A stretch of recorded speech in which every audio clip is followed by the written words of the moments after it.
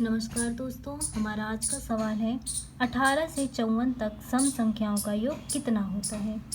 अब देखिए, पिछले वीडियो में हमने देखा था कि विषम संख्याओं का योग निकालना सीखा था। इसमें हम सीखेंगे कि सम संख्याओं का योग कितना होता है।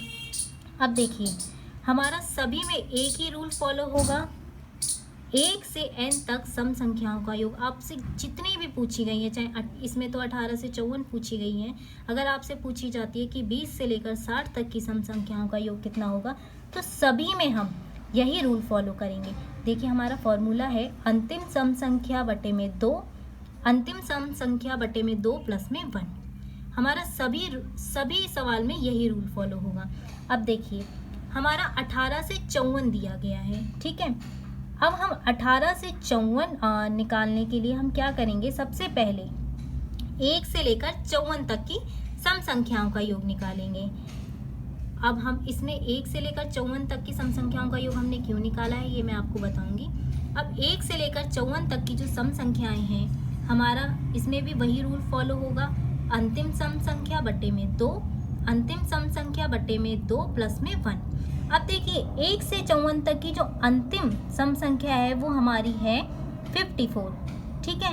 अगर सपोज इस सवाल में हमारा दिया होता कि 18 से लेकर 55 तक की सम संख्याओं का योग कितना होगा, तो अब देखिए 55 विषम संख्या है, तो और हमें इस सवाल में पूछा गया है कि अंतिम सम संख्या, तो 18 से 55 तक की 1 से 55 तक की हमारी अंतिम सम संख्या होती 54।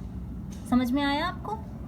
तो 1 से 54 तक की अंतिम सम संख्या हमारी क्या होगी, 54 बटे में 2।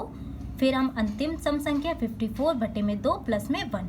अब देखिए, 54 को 2 से जब हम भाग देंगे तो हमारा 27 आएगा। 54 को हमने 2 से भाग दिया, 27 आया, प्लस में 1।